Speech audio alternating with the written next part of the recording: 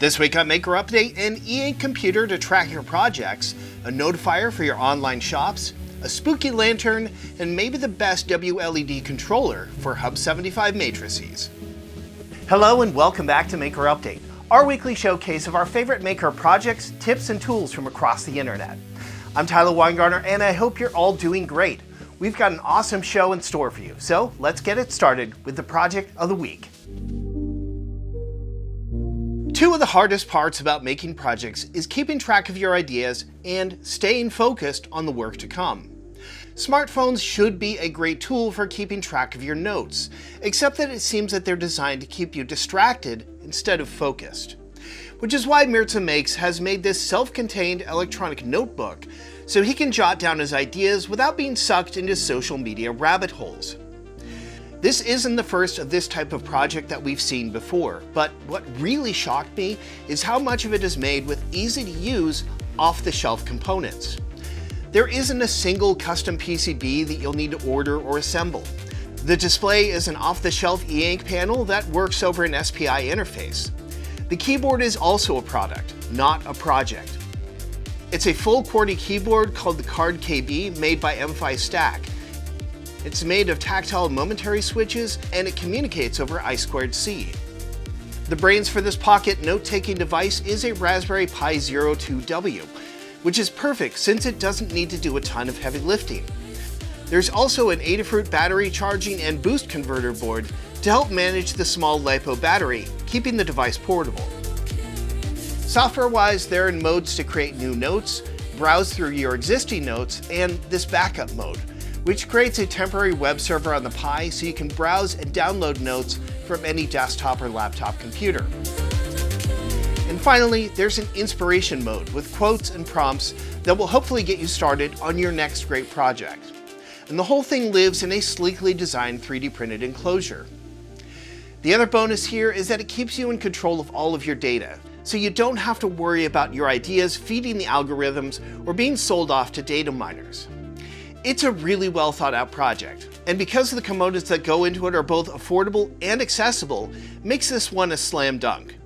Mirza shares all of his code in 3D printed files, as well as the complete BOM if you're interested in making your own.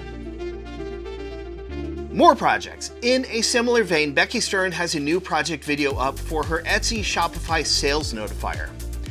It's always a thrill to find you've sold something in your online store, but what Becky was finding is that when she got that notification, she would get lost in the app sauce on her phone and lose focus on her work. So instead, she built this little light-up shadow box sign that sits in her eye line at her desk. When she makes a sale, the corresponding portion of the sign lights up, so she still gets that dopamine hit, but lets her stay focused. A lot of this project is powered by IFTTT or If This Then That. This captures the moment a sale is made and then notifies the microcontroller powering the project using Adafruit I/O. When that notification happens, the microcontroller then illuminates the correct portion of the LED strand in the appropriate color. This is also Becky's first vibe-coded project, and she shares some of her thoughts about using AI tools to code your project and where the technology is at. We're already nearly at the end of August, so if you aren't starting to think about your Halloween projects, now is a great time to get started. From Van Oak Props, we have a great project for a haunted lantern. This lives in the body of a classic lantern that would be powered by an attached lantern battery, but modernized. Through the use of a NeoPixel ring, the lantern slowly dims to darkness, and then, at irregular intervals, springs back to life in a flickery projection, as if ghosts are using it to communicate. Instead of a lantern battery, he's built this 3D printed enclosure with a custom vinyl wrap to make it look like an old rusted battery. And in the enclosure is the ESP32 board running the show, as well as the wiring for the power supply. It's a simple project overall, but layering several props like this one can really bring your Halloween haunt to life. Speaking of lamps, check out this transforming animated cyberpunk style desk lamp by Nilmo Studio. The entire structure of this lamp is made of a complex layout of laser-cut black acrylic. He's making use of a slip ring to ensure that the top part of the lamp can spin freely without any snagged or tangled wires. Each of the articulated arms of the lamp have their own short strip of addressable LEDs and are actuated using a short bit of timing belt.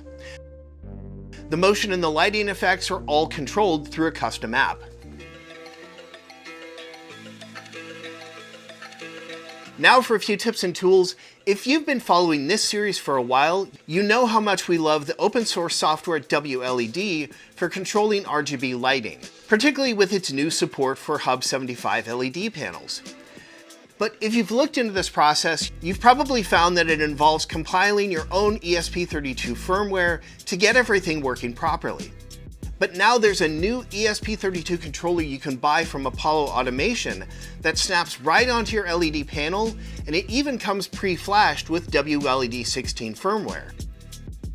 At roughly $65, it's not a super cheap solution, but if it saves you hours of frustrating work, it seems like it could be worth it.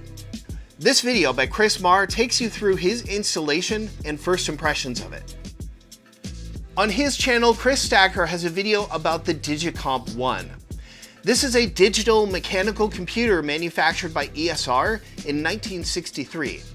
It's made of these 3 layers of plastic rails that are guided by arms running vertically. You can program it by placing these plastic tubes on the horizontal rails and execute the function by sliding this clock tab, which changes the binary display on the readout. The mechanism and the machine itself can be a little obtuse, but Chris offers a thorough breakdown of how it works and the sort of calculations you can do with it. It's a great little piece of computing history, and there's also a project to make 3D printable files for all the parts so you can make your own. Check out the links for that down in the description. And finally, from Zumwalt, we have this clever design for a 3D printed speed regulator for spring-powered motors.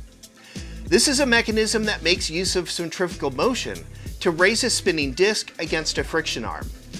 As the motor reaches its target speed, the friction increases so it can't speed up any further. Like with so many of his 3D printed mechanisms, it's a super clever design, and it looks fantastic in motion, almost like a classic sci-fi prop and the motor speed regulator this is likely based on. For this week's DigiKey Spotlight, we have an overview of OpenSauce 2026 by Zack, best known as the Bite-Sized Engineer. We already have our own roundup of this year's event, but Zack was on a particular mission. He was working with Arduino and DigiKey to promote the DreamLab Challenge. Throughout the event, Zack was on the hunt for all manner of Arduino-powered projects and giving folks their own Arduino Uno Q boards to kickstart their entry into the DreamLab Challenge. It's a fun exploration of the event. Check it out. All right, and that is going to do it for this week's show. Thank you so much for watching. A reminder, as always, that you can get more info about every single one of these projects by following the links down in the description. While you're there, leave us a comment, give us a thumbs up, and hit subscribe so you won't miss the next one. Huge thanks, as always, to DigiKey for making this show possible and to you for watching. Take care. We'll see you soon.